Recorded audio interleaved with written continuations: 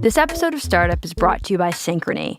Your business is always working forward to success, whether it's your first big win or realizing a dream you've had for years. Synchrony is there with payment tools and technologies, promotional financing, and deep insights and data to help your business realize its ambitions.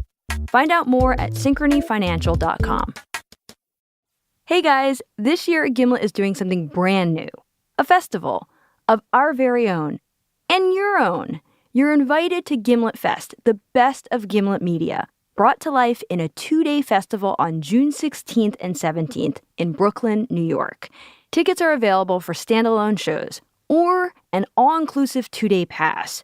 See your Gimlet favorites live and meet other Gimlet fans. To find out more and buy tickets, visit gimletfest.com. Hi, Lisa. Hey, Amy. So, Lisa, there is this one scene that we have had on this show like 100 times, right? It's the pitch. Yes, we've even done it for our own company. Alex Bloomberg standing on the sidewalk pitching Chris Sacca in the very first episode of the show. Exactly. And the essence of this scene is always the same. It's a founder of a startup who is pitching his or her company to a venture capitalist saying, please, please invest in my company. And it sounds like this. Dating should work like Uber. And with Dating Ring, it does. In the past 2 days, we've been able to sell $723 worth of products. These are products that range from corn all the way to honey. We make men's clothes for women. Why? Because there's the men's department and there's the women's department and nothing in between except $8 billion. So this season, we're doing something a little bit different. We're going to the people who are on the other side of that table. You mean the venture capitalists? Exactly. The people who have the power to say, yes, I will give you that money, or no, no thanks. That's what we're going to be doing for this series. For the next 6 episodes, we're going to be going deep into the world of venture capital with, from what I hear, a pretty unlikely character in that world.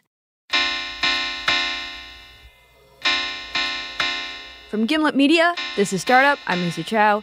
Amy Standen, out in San Francisco, is going to be our guide in this series. Amy, take it away.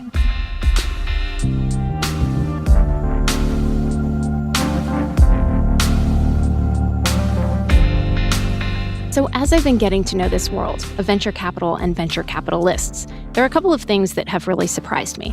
One, how much money we're talking about here. In 2017, venture capitalists handed out $84 billion to founders to start their companies. $84 billion. Number 2, that money went to a ridiculously small group of people.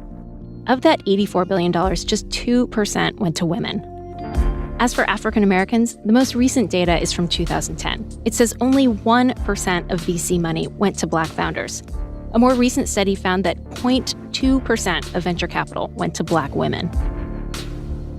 The lack of women and people of color in leadership positions is the problem that everyone is talking about right now in Silicon Valley, and there is huge pressure to change it. But that's how people talk about it, as a problem. There's another way to frame it, which is this, that when you ignore big groups of people, you leave money on the table. The venture capitalists aren't just being exclusionary, they are making a business mistake. That is what this season is about, and it's what the subject of our season has set out to prove.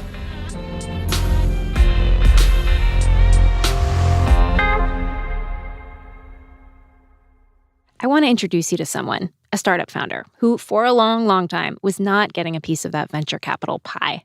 Her name is Melissa Hanna, and today things have changed. She's CEO of a successful healthcare company. She's got plenty of venture capital. She's got customers. But this current company was not Melissa's first startup idea. After I graduated from college, I had an idea to do something with gourmet desserts and late night hangout culture. I really wanted to open up a gourmet dessert bar. So she moved back in with her parents in LA and cashed out all her savings to give it a go. A bar with drinks that also served dessert. She thought she'd try it out first with a food truck. And I drove, well, I actually couldn't drive this. I rode in the food truck. I was legally underage for the insurance policy. So you had to be 23 or older to drive the food truck, which was the first flaw in this business model, is that immediately I had to hire someone to drive me around the city. So we were already losing money on day one. So Melissa switched gears to something completely different. This is the idea that would eventually become a company called Mahmee, M-A-H-M-E-E, and turn Melissa into a CEO. This idea sprang from a problem that Melissa's mom, Linda, was dealing with at work. Linda's a nurse who ran a company helping parents of newborns. I'm going to go take a look really quick in the fridge. I want to see your milk. I don't want you to move it, though, because I want to see what it looks like. Linda loved the moms and the babies, but the administrative side of all of this was a hassle. She wanted a platform, an app, that she could use to safely communicate with her patients and their doctors. She wanted a way to share medical records, give advice, make referrals. And there were apps for this out there, but nothing on the market was quite right. So Melissa thought, let's build something. Not just for Linda, but for doctors' offices and hospitals. Her first pitch was to her parents. I said, let me be the chief innovation officer. Let me join the team. Please, I think I could take this nationwide. Nationwide. That's where venture capital comes in. You don't need venture capital to open an ice cream stand or a food truck. But if you want to build a piece of technology that will change something big, like how you shop or how you talk to your doctor, you need VC to do that. The whole point of venture capital is that it isn't a bank loan. You don't have to pay it back. If you fail, you aren't on the hook for the money. Which is why venture capital means the freedom to try out bigger, more ambitious ideas, to swing for the fences. And that's what Melissa wanted to do with her company. So she started sending emails to big venture capital firms, and most of them wrote back right away. But inside the room is where things got weird, where Melissa started to feel like the VCs were much more interested in what she looked like than in the company she was pitching. There was a period of time where I would go to investor meetings and I had like a big headscarf on with a big bow, and it was super flashy. And there was a woman, another founder of color, and she made a joke about that. And I was like, wait, you too? She's like, oh yeah, when they want you to come in because you're a Black female founder, you got to play it up for them. Is that why you were wearing the headscarf? First, it wasn't. I was wearing the headscarf because I like to wear headscarves. But then after a couple of meetings, people seemed to really be into it. It's like, people like my style? No, because I was being whoever they thought I was going to be when they heard this Black female founder was coming in for a meeting. Like that I was supposed to be some sort of, not my own description, sassy Black woman that looks a certain way, is building a certain kind of company. Often, the VCs seemed amazed, even fixated on Melissa's qualifications, which were strong, but really not all that unusual in the world of tech. For instance, there was this one meeting Melissa went to with her chief technical officer, Sunny Walia. The whole first 20 minutes were just an interview with me about my background and my educational history. We went far enough back that they actually asked me where I went to high school. Oh, and what did I study? And what was my thesis about in my undergraduate degree? Yeah, sure. And what kind of car do I drive? I'll be happy to answer all of your questions right now. We walked out of that meeting. Sunny turned to me and said, I've never seen that happen to any male CEO that I've worked with. What just happened in there? I mean, he was like, and I thought, wow, that's how it always goes for me. You don't get assessed on whether or not you actually do have the JD MBA that you list on LinkedIn. Oh, okay. I just thought everyone goes through that process first. Over and over again, these VCs invited her into their offices, and over again, they said no. These investors seemed to feel like it was enough just to have invited her into the room, and Melissa felt like she wasn't being taken seriously. Her mom, Linda, says all of this was hard to watch. Oh, you have no idea. I used to tell her to come home. I'd say, stop what you're doing. I would be in the Bay Area. Come home. And I'd be crying on the phone after a day of meetings with investors. It's the most ego-killing experience. They don't like it. They didn't get it. They don't think I can do it. The venture capitalists were judging Melissa. That's their job. And there's not really a formula for it. They were trying to decide whether Melissa seems like someone who could be the next Mark Zuckerberg. And when the VCs looked at her, that's not what they saw. Meanwhile, there was this one venture capitalist Melissa hadn't tried yet that people kept telling her about. Her name was Arlen Hamilton. Oh, have you met this Black woman VC yet? You should totally take a meeting with her. Like everybody was saying, oh, you should talk to Everyone. Arlen. It was like, you're Black, she's Black. Yeah, exactly. Arlen ran a venture capital firm called Backstage Capital, which had invested in about 30 companies, all led by what she called underestimated founders. People of color, LGBT founders, women, the kinds of people who are not getting the bulk of venture capital right now. So Melissa looked her up. Arlen Hamilton was all over Twitter. She tweeted about TV shows like General Hospital and The L Word, and she was also tweeting about things that didn't go over very well in Silicon Valley, about how women and people of color are getting a raw deal. Arlen also spoke at a lot of conferences. I think that what I can do there is walk into rooms where there's money and get those people to write checks, because for so long we've gotten the crumbs, and I say I want the cake, not the crumbs. So that's where I think we can do the most. She was saying the things that I had been thinking and feeling and experiencing for quite a while. She seemed like this mythic creature that was so bold, so much bolder than I am, to be taking the heat for this thing that I was actually experiencing. Arlen Hamilton, this mythic creature, is who we're going to be spending this season of Startup with. She's the venture capitalist who's going to show us the other side of the pitch. And right now you may be thinking, oh, this is a show about a woman trying to make the world a better place. Let me tell you, that is not what this is about. Because Arlen isn't looking for charity or handing it out. Her hero is Richard Branson. That is who she's aiming to be. She is this total outsider, African-American, gay, grew up poor in Texas, never went to college, who set her sights on becoming a venture capitalist. And this road has not been easy, as you'll hear over the course of this season. Arlen wants to make her fortune by betting on people the rest of the Valley has overlooked. In other words, by betting on people like Melissa, which is what Arlen did. Arlen heard Melissa's pitch. Melissa struck Arlen as someone who could run a successful company. So Arlen wrote Melissa her first venture capital check. It was small, just $25,000. But for Melissa, it changed everything. It was the first time in a long time where I felt like I was not crazy. You know, here's a signal that we could be a viable VC investment. That signal is key. It means some venture capitalist somewhere believes that you're going to be a success. And once you have that first vote of confidence, the other checks are much easier to get. That's how venture capital works. I'm now saying to investors, if you want to reach out to me in another 6 to 12 months, I'd be happy to take a meeting with you at that time.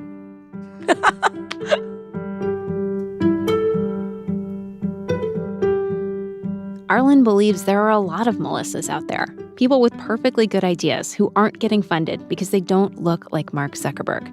In her view, this is a major investment opportunity that other VCs are missing out on. She's an evangelist about this. A few months ago, she told Josh Muccio, host of another Gimlet show called The Pitch, that her goal is to change the way Silicon Valley looks. Like, can you paint the picture for us of the world in 10 years from your point of view? Ooh, 10 years is a long time to make some stuff happen. It really is. Right. So I feel like in 10 years, there are going to be so many Black millionaires and billionaires from the tech industry in 10 years. Y'all don't even know. It's just going to be a new guard. You're going to walk into a room, and it's just going to be white people, Black people, Latinx people, Asian people, everybody working together. We will look back and say, do you remember how weird it was when, like, there weren't any people of color in here? And then, like, white guys would be like, man, it was so boring. I'm so glad y'all came here, man. It was so cool. And who doesn't want that? But that is not what the room looks like now, not by a long shot. Coming up, we take you inside one of these rooms, a secret room in an undisclosed location full of successful venture capitalists who control much of the money and power in Silicon Valley right now. That's coming up after the break.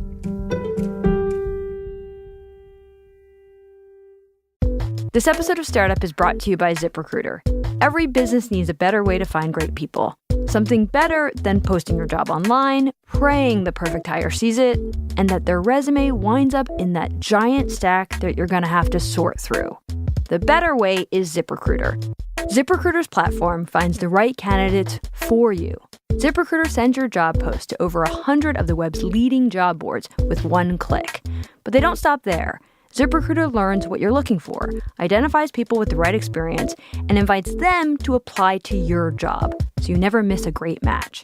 The right candidates are out there. ZipRecruiter is how you find them. Right now, listeners can try ZipRecruiter for free. Just go to ZipRecruiter.com/startup. That's ZipRecruiter.com/startup. ZipRecruiter, the smartest way to hire. This episode of Startup is brought to you by Squarespace, which offers beautiful templates, 24/7 customer support, and optimization for mobile right out of the box. Because even if you've got a $1,000,000,000 idea, without a website, it's just an idea. Okay, so introduce yourself to me. I'm Shazad. I work on the marketing team here at Gimlet. What is your $1,000,000,000 idea? I want to make a microwave that pops one kernel at a time perfectly. It's called the Tiny Popper. Now, I imagine this is going to take a lot longer to pop your bag of popcorn. So it takes a little bit longer, but you're wasting no kernels. Right. People put a lot of time, into getting the perfect coffee, grinding it, maybe even roasting it themselves. The whole process is a thing of beauty in itself.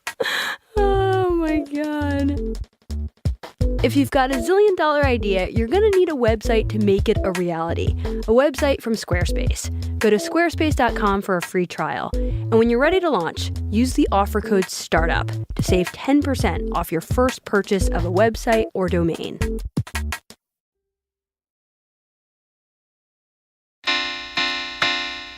Welcome back to Startup. This secret meeting Arlen took me to, it was early on, just as I was getting to know her. And up until this point, my view of Arlen was a lot like Melissa's view of Arlen, which was of this mythical creature who was going around tapping her magic wand on founders that the rest of Silicon Valley was overlooking. Which is true. What I didn't realize is that Arlen is a very long way from where she wants to be in venture capital. She is just getting started. She's breaking into this very white, very male world where nearly everyone is connected through networks that they built in grad school or at top tech companies. You went to Stanford. You worked at Google. Those networks are key to the whole thing because there is no tangible product in venture capital. That's all VC is making deals. And Arlen needs to make deals too. She built a very small venture capital fund by convincing bigger, established investors to trust her with their money. But what they'd given her was tiny. She needed to raise much, much more. Which is why we're here, driving to a private annual meeting for venture capitalists, talking about the future of their industry. So I'm going to run in. Do you want me to stay here while you run in, or can I run in with you, or what's your... The meeting is off the record, so I can't record inside, only in the parking lot. And before we even get out of the car, Arlen wants to make sure that I won't give away the location. Yeah, in a fancy part of the Bay Area, something like that. Sure. Because it's, let's not say where, what city or what event it is. Yeah. But, Venture capital is a hush-hush kind of thing. These people are so powerful, but we never really hear from them. I think it seemed kind of tacky to show up at a meeting like this, trailed by a reporter with a microphone. So we'll just say a fancy part of the Bay Area. A wood-paneled, one-story building surrounded by eucalyptus trees, with 3 Teslas in the small parking lot. Hi, how are you doing? And then I had to turn off my recorder. As we entered the foyer, Arlen stopped to chat with someone she knew. I walked past them, into the main room, and found a place to stand in the back, next to the banana muffins. Ahead of me, about 50 people in fold-up chairs faced a small stage where a man and woman were discussing the lackluster state of IPOs in tech. Don't pay Series B prices for Series A risk, someone warned. In the audience, the men wore blazers and statement eyewear. They looked like they did triathlons on weekends. Women sat with expensive handbags at their feet. Altogether, they probably controlled hundreds of millions of dollars. Many of them could easily give Arlen the money she needs for her fund. And none of them looked anything like her. Not just because she was the only African-American woman, which she was. She was also wearing what I would come to think of as her uniform. Jeans, black t-shirt, purple sneakers, a phone in her back pocket. No makeup, no jewelry, no purse, nothing other than herself. After a couple of panels, Arlen turned to me and motioned to go outside. She clearly wanted to frame this event for me somehow. I turned the recorder back on. You know, before, like 2 years ago, a year and a half ago, I'd have to beg to be in this room. Now I get the invites all the time because, I represent something that is a very easy plug and play. If you're trying to check marks, you got 3 of them with me, and maybe more. If you want to diversify your conference, Arlen checks a lot of boxes. Black, female, gay. And she had given this some thought. It reminded her of an old TV episode she'd seen. A lot of things remind Arlen of old TV episodes. I don't know if you're old enough to know this one, but I am. You ever watch Designing Women? It's like 30 years ago or something. There's an episode where Anthony is invited to join a country club that had historically been white only. Good morning, ladies. Sorry I'm late, but I had to swing by the club this morning. And he is, wearing the outfit and just feeling himself, right? And over time, over the episode, the ladies realize he's being used as a token. They pull him to the side and they, in a very sad way, they say, Anthony, they're just using you. And he just looked at them and he said, you know how smart I am. You know I know that. You knew. Oh, Julia, come on. I did not just fall off the turnip truck. He said, that's why in every picture I smile real big. I get real country on them. I'm going to every party. I'm going to every dance, every barbecue, and every time a group picture is taken, I'm going to be sitting there on the front row going, cheese. He knows the game. He knows that there's his own agenda and his own strategy in that. He didn't go into that blindly. He's not foolish. That's how I look at this. Arlen had gotten herself into the country club, too.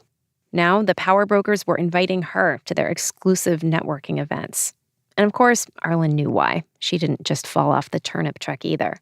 But for Arlen, just being here wasn't enough. She was here to make deals with these people. She needed them to see her as more than a token. We ate lunch in the courtyard, ramen bowls and corn salad. I watched her walk through the crowd. She looked purposeful, but she didn't look like she was having a lot of fun. After lunch, she took a seat in the front row, but pretty soon she was ready to leave. So we got in my car and headed back downtown. 2 miles to the left, 2.5 miles. Yeah, okay. And while we were driving, an email came in. Okay, there's drama. I can't give you names, but there's definitely drama. I just got an email from someone, I have to be vague. A company in our portfolio is not able to pay their employees, and they didn't tell me directly. Can you tell me, why is this a big deal? Like, the first thing I thought about when I first read it seconds ago was that it's feeding into a stereotype that we're trying to prove wrong. There's this microscope on us as backstage. You're investing in companies that are led by underrepresented founders. Everything that we do and everything that those founders do is under a microscope. So I'm going to be judged in a different way about it. Is it about whether underrepresented people are capable of running businesses? Yeah, and it's totally unfair. How could they possibly have the skills? That's the way it's presented. I wished that founder would have given me some heads up so that I could have gotten in front of that. Because it's not just about them. It's about the whole story. Startups go out of business all the time. VCs expect this. But Arlen believes that for her, the bar is higher because she isn't just representing herself. She's representing the whole story, which is that women and people of color are good bets for Silicon Valley. There is one way for her to prove this, and it's pretty simple. She needs to pick companies that will take off and make their investors a bunch of money. Good returns are everything. This is Cyan Bannister. She's a well-known investor with Founders Fund in San Francisco. It's kind of like I met Tony Hawk one time. He's a skateboarder. And he told me that skateboarding is a true meritocracy. And I was like, what do you mean? And he said, it doesn't really matter where you come from, how big or small you are. If you can do the tricks, and you can be at the skate park, and people know. Like, same thing in the investing world. You show up with your skateboard, you can either do the tricks or you can't do the tricks. That's really what it comes down to. Like, you either can find good deal flow or you can't. That's really the name of the game. In skateboarding, the trick is over in 4 seconds. In venture capital, the conventional wisdom is that it takes a good VC about 3 years to begin to prove herself. That's when it should be obvious that you can pick good, strong companies. That's where Arlen was when we met her, just a few years in. She'd had no big wins so far, which was okay, to be expected. But it was time for her to land a trick. She had picked 60 companies she thought had real promise. Now she needed at least one of them to take off. My name is Sheena Allen, and I'm the CEO and co-founder of Capway, which is a fintech company. We focus on the financial health of the underserved. My name is Brian Brackeen. I'm the CEO of Kairos. We do facial recognition for everything that you wouldn't expect. I'm Stephanie Lampkin. My name is Dave Scott. Hello there. My name's Kevin Bath. My name is Samir Kumar. Carol S.B. Wilson. I'm the founder and CEO of Tinsel. Founder, CEO of Chance. Hi, my name is Lisa Fetterman, and I'm the founder of Namiku. People in Silicon Valley often talk about diversity as something you're supposed to do. Arlen Hamilton wants to flip this mindset, to stop thinking of diversity as a charity project, and to start thinking of it as an investment strategy, one that is going to make her very, very rich. That is the Tony Hawk trick she's trying to pull off.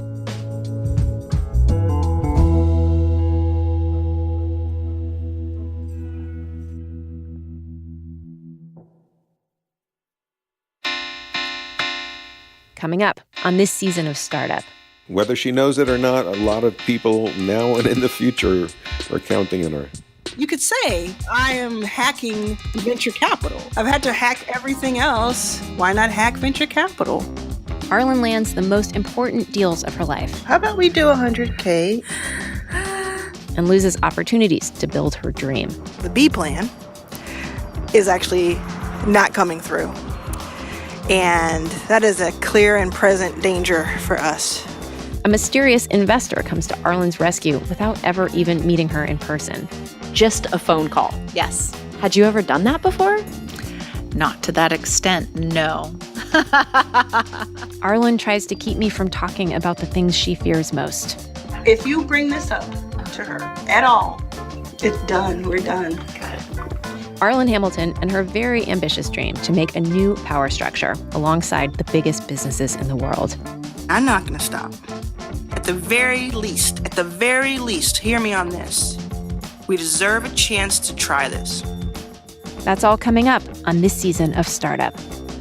Startup's regular host is Lisa Chow. This episode was produced by Bruce Wallace, Simone Polanen, and Angelina Mosier. Our senior producer is Lauren Silverman. Editing by Emmanuel Berry, Lulu Miller, Caitlin Kenny, Lisa Chow, Molly Messick, and Sarah Saracen. I'm Amy Standen. Our theme song is by Mark Phillips. Build Buildings wrote and performed our special ad music. For full music credits, visit our website, gimletmedia.com/startup. Peter Leonard mixed the episode. Special thanks to Joanne Chen with Foundation Capital. To subscribe to Startup, go to Apple Podcasts or whichever app you like to use. And while you're there, leave a review. Find out more about the show at gimletmedia.com. You can follow us on Twitter at Podcast Startup. Thanks for listening. We'll see you next week.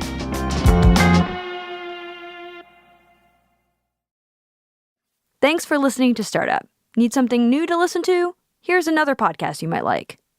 Before there was Startup, there was another podcast about business. Hello and welcome to Planet Money. I'm Alex Bloomberg. And I'm Robert Smith.